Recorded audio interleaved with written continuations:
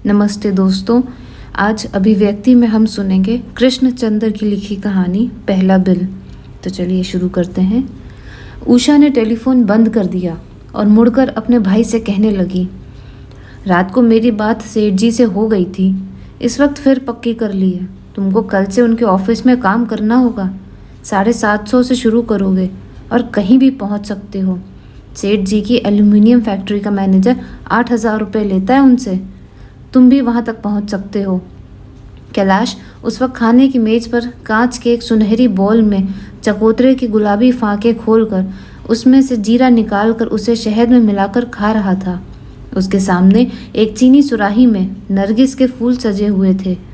फूलों से परे हल्के रंग के रेशमी पर्दे खिड़की पर सरसरा रहे थे। खिड़की के पास उषा खड़ी थी। उसके सुनहरे कटे हुए बाल उसके कोमल कंधों की चंपई रंग वाली निर्मल काया पर झूल रहे थे। 38 बरस की उम्र में भी वह बहुत सुंदर मालूम होती है। कैलाश को अपनी बहन की सुंदरता पर बड़ा गर्व था।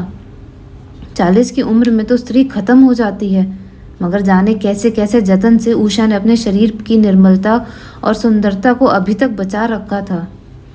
उदय रंग की उज्जवल शिफॉन का पल्लू थामे वह उस समय खिड़की से बाहर देख रही थी। कैलाश उसके निकट जाकर खड़ा हुआ। एक सुंदर स्त्री की नज़रों से बंबई देखना कितना भला मालूम होता है। उदय रंग की टाइलों वाली छतें दूर समंदर के किनारे तक चली गई थीं। समंदर के किनारे काले वाले तानों वाली नारियल, लंबे कद वाले दानवों के समान नारियल के पेड़ और उनके हरे पत्ते समंदर और आकाश की नीलिमा की झालरों की तरह लटक रहे थे। कैलाश ने खुशी और इत्मीनान का एक लंबा सांस लेकर पूछा, मगर मुझे करना क्या होगा? उषा ने कैलाश की ओर मुड़े बिना समंदर के पानी की ओर इशारा करके कहा, समंदर पार से बड़े बड़े लोग आते हैं हमारे देश में बिजनेस करने के लिए। तुम्हारा काम होगा उनसे संबंध पैदा करना, उनकी देखभाल और सत्कार करना, उन्हें खुश रखना। बहुत महत्वपूर्ण और कठिन काम है। समझ गया, कैलाश लापरवाही से बोला। नहीं, तुम अभी नहीं समझे हो। उषा अब उसकी ओर मुड़कर बोली, तुम अभी 22 वर्ष के युवा हो। तुमने अपनी बहन के समान संसार नहीं देखा है। मैं चाहती भी नहीं कि तुम देखो। मैंने तुम्हें अब तक संसार की हर घृणा से बचाया है। जैसे कोई माँ स्वयं कमर तक कीचड़ में धंसकर भी अपने बच्चे को ऊपर बाहों में उठाए रखती है, उसी तरह मैंने तुम्हें गरीबी और उसकी हर बुराई से अब तक बचाए रखा है। मैं चाहती हूँ कि तुम अब जल्द से जल्द जीवन के रास्ते पर आगे बढ़ जाओ और एक दिन अपने सेठ जी की तरह लखपति बन जाओ। उषा की आवाज़ में गहरा विश्वास था। मैं भी लखपति बनना चाहता हूँ, क्योंकि बिना पैसे के जीवन नर्क बन जाता है। तुमने तो सिर्फ सुना है, मैंने तो इस नर्क को भोगा भी है। उषा खिड़की के पास एक आराम कुर्सी पर लेट गई। पीले रंग के टेरेलिन के गद्दों में उसके गालों के गुलाब को और भी निखार दिया। बस मैं यही चाहती हूँ कि तुम जल्दी से जल्दी लखपति बन जाओ। सेठ जी ने वचन दिया है कि तुम अगर उनके कहे अनुसार चलते रहे तो 5 साल के समय में ही वे तुम्हें लखपति बना देंगे। जरा विचार करो, जब तुम 27 बरस के होगे तो लखपति बन जाओगे। मैं सेठ जी के कहे अनुसार ही काम करूँगा, कैलाश ने बड़े विश्वास से कहा। और ये कहते वक्त कैलाश का नीचे का जबड़ा सख्त हो गया और गर्दन तन गई और वह और भी हास्यपूर्ण दिखाई देने लग गया। उषा को उसके चेहरे के भोलेपन पर हंसी आ गई। अभी तुम कितने भोले और अनजान हो कैलाश, उषा ने बड़े प्यार से अपने भाई से कहा। जाओ वापस अपनी मेज पर और अपना चकोतरा ख़त्म करो। कैलाश वापस चला गया और फिर उसने पंचगनी से आए हुए असली शहद का एक चम्मच भरा और उसे चकोतरे के जीरे पर डाला। उषा मुड़कर बाहर देखने लगी।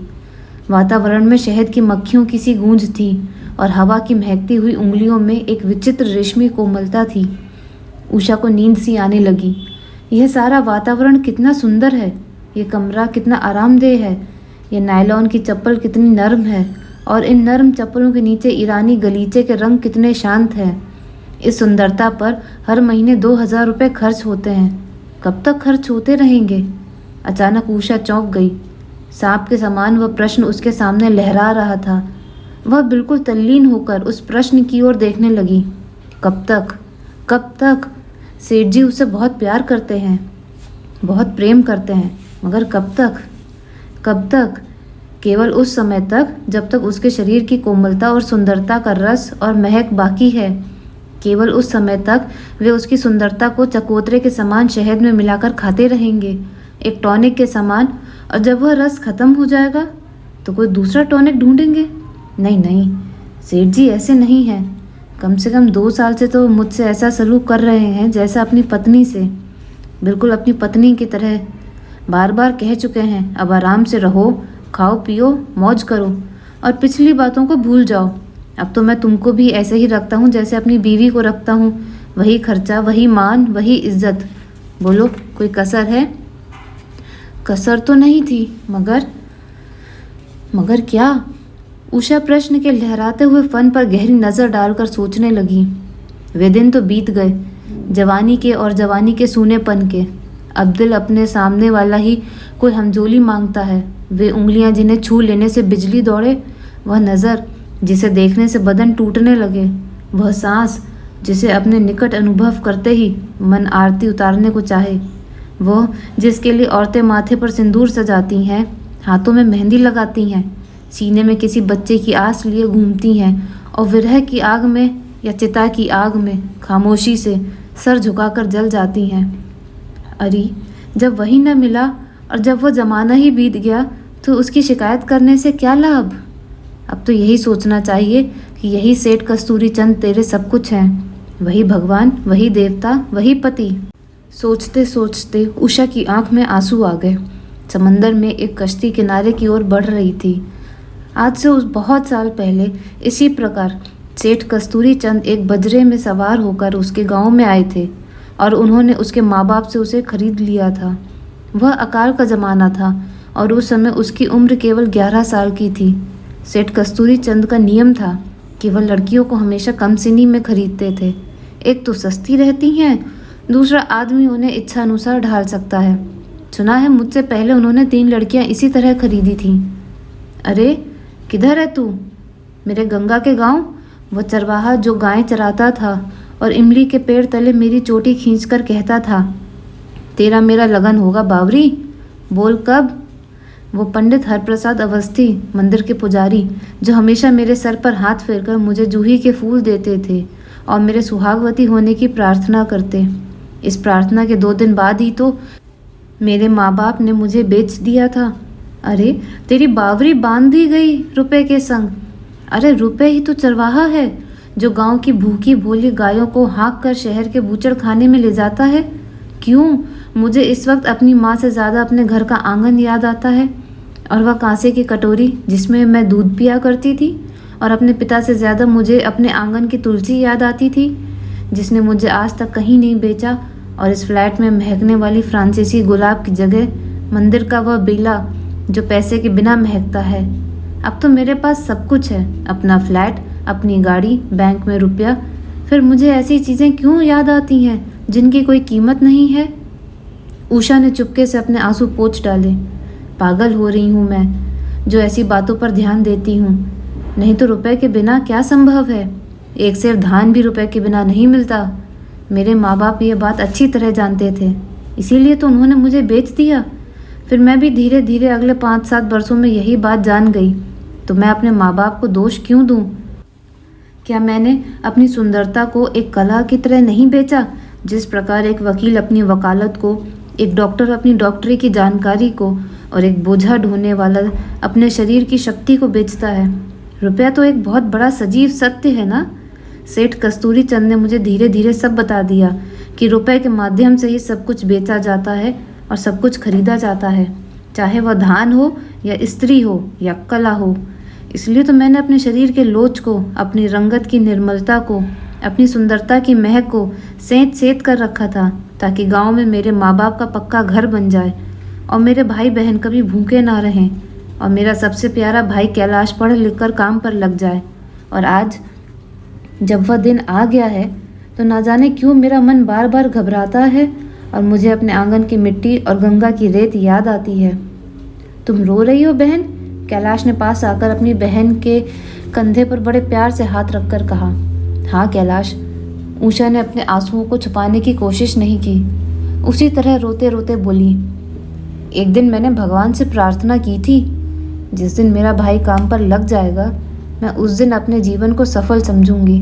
तीर्थ यात्रा पर जाने की तैयारी करूंगी। मैं समझती हूँ अब वह समय आ गया है। आज कैलाश का ऑफिस में पहला दिन था। वह अपनी केबिन में बैठा बड़ी चुस्ती से काम कर रहा था। केबिन साफ सुथरा और एयर कंडीशन्ड था। बाहर दरवाजे पर चपरासी था। अंदर घंटी थी, टेलीफोन था और एक नौजवान आदमी था जो जल्दी से जल्दी लखपति बनना चाहता था। उसके विचार महान थे, आशाएं असीम और भविष्य उज्जवल। एक प्रकार से वह इस ऑफिस को और इसकी बिल्डिंग को अपना ही समझता था, क्योंकि सेठ जी उसके अपने ही थे। ये बात सब जानते थे, वो खुद भी जानता था। नहीं तो केवल एक साधारण ग्रेजुएट को 750 की नौकरी इतनी आसानी से कहाँ मिल सकती है, वो सब जानता था। इसलिए वह पूर्ण रूप से सेठ जी पर निर्भर भी रहना नहीं चाहता था। अब वह स्वयं अपने परिश्रम से आगे बढ़ेगा, होशियारी और समझदारी से हर काम करेगा। स्वयं इस ऑफिस में चौकस रहकर देखेगा कि सेठ जी रुपया कैसे बनाते हैं। जनरल मैनेजर वी सहाय इतना धनवान कैसे बन गया। वह बड़ी होशियारी मगर चालाकी से प्रत्येक पर नज़र रखेगा और जीवन के वे तमाम गुर सीख लेगा जो मनुष्य को सुख तथा समृद्धि की मंजिल की ओर ले जाते हैं। क्योंकि रूबी बहुत ही फिजूल खर्च और बहुत ही सुंदर लड़की है। 750 की नौकरी में वह रूबी का दिल नहीं जीत सकता। उसके लिए लखपति बनना ही पड़ेगा, रूबी के लिए और अपने लिए, और उन सारी चीज़ों को प्राप्त करने के लिए जो जीवन को आरामदेह और शांत बनाती हैं। सेठ जी के पास रहकर धीरे धीरे उनकी चालों को समझकर वह नुस्खा अवश्य प्राप्त कर लेगा जिससे सेठ जी इतने बड़े लखपति बने। इस नुस्खे को मालूम करना मुश्किल नहीं होना चाहिए। आखिर मैं भी अकल रखता हूँ और इतना सीधा और भोला भी नहीं हूँ जितना कि मेरी बहन मुझे समझती है। इतने में जनरल मैनेजर वी सहाय का टेलीफोन आ गया। रोटेक्स कंपनी के प्रतिनिधि मिस्टर ब्राउन 2 बजे के हवाई जहाज से लंदन से आ रहे हैं, तुम्हें मालूम है ना? सहाय साहब ने टेलीफोन पर पूछा।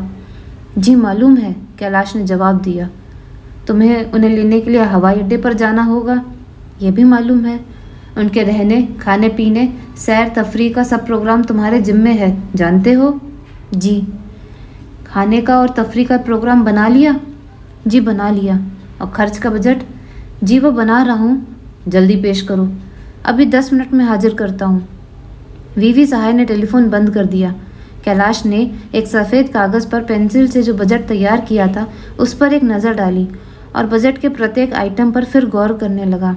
कॉल गर्ल 500 रुपये, 100 रुपये में अच्छी कॉल गर्ल आ जाती है, मगर मिस्टर ब्राउन को बहुत ही बढ़िया हिंदुस्तानी लड़की चाहिए।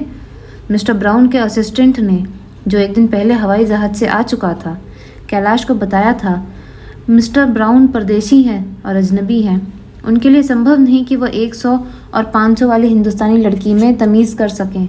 इसलिए 400 रुपये तो कैलाश सीधा बिल में से कमा लेगा। खैर 300 के तो नहीं, 200 वाली कॉलगर ले आएंगे। विस्की ब्लैक डॉग 400 रुपये।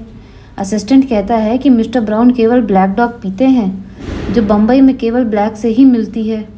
रूबी का भाई स्मगलिंग का धंधा करता है, उसने 200 रुपये में 2 बोतलें देने का वायदा किया है। 400 रुपये में से 200 यहाँ से मेरे खरे हो गए। होटल 300 रुपये, इसमें से कुछ नहीं मिल सकता। होटल का बिल हर वक्त चेक किया जाता है। सॉरी कैलाश।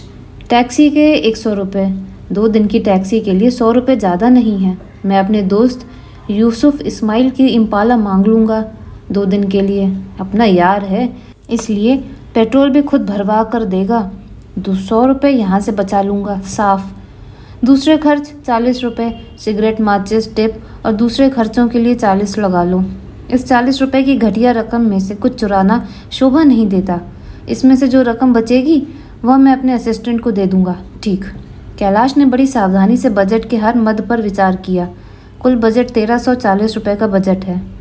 फिर भी इस बजट में से वह 600 रुपये की रकम बचा लेगा। 2 दिन की कमाई बुरी नहीं है। 2 दिन में 600 तो 1 महीने में कितने? 1 महीने में अगर 5-6 ऐसे बजट मिल जाएं तो 5 साल में वह सेठ जी की सहायता के बिना ही लखपति हो सकता है।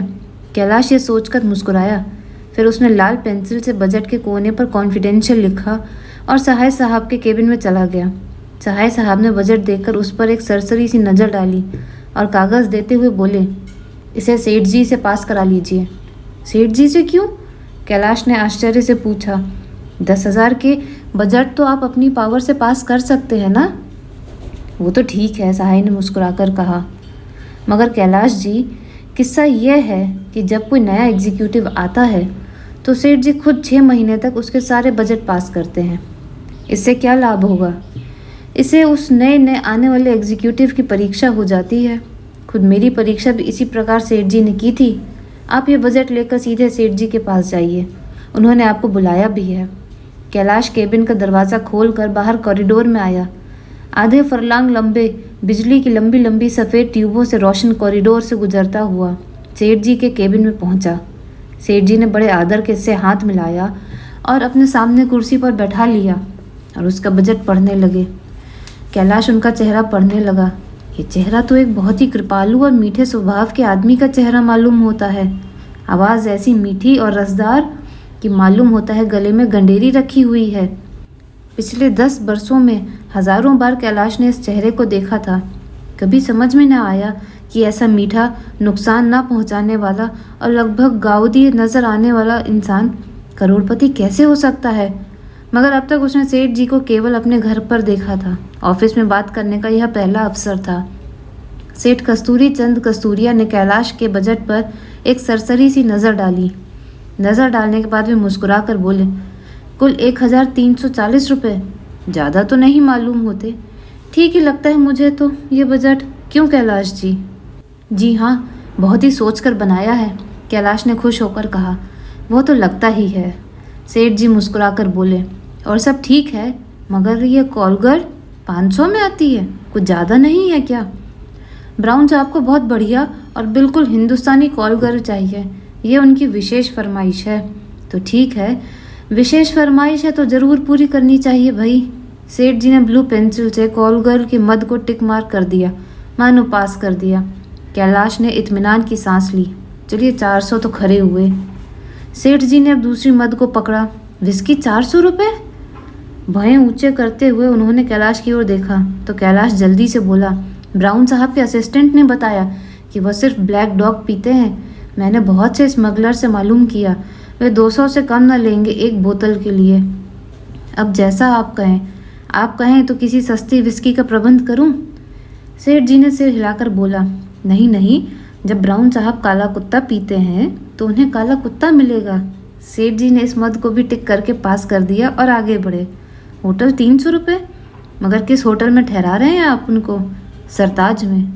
सेठ जी मुस्कुराते हुए बोले, शायद आपको मालूम नहीं है, मरीन ड्राइव पर अपना एक शानदार गेस्ट हाउस है, बाहर से आने वाले ऐसे ही यूरोपियन मेहमानों के लिए।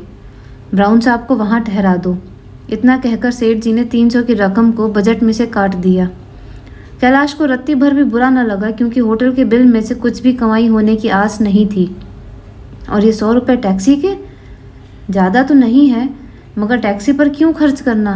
मेरी गाड़ी ले जाओ। आपकी दोनों गाड़ियाँ मरम्मत के लिए गई हैं।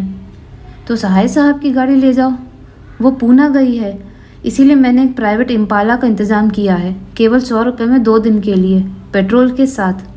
केवल 100 रुपये में इम्पाला 2 दिन के लिए, और वो भी पेट्रोल के साथ? असंभव है।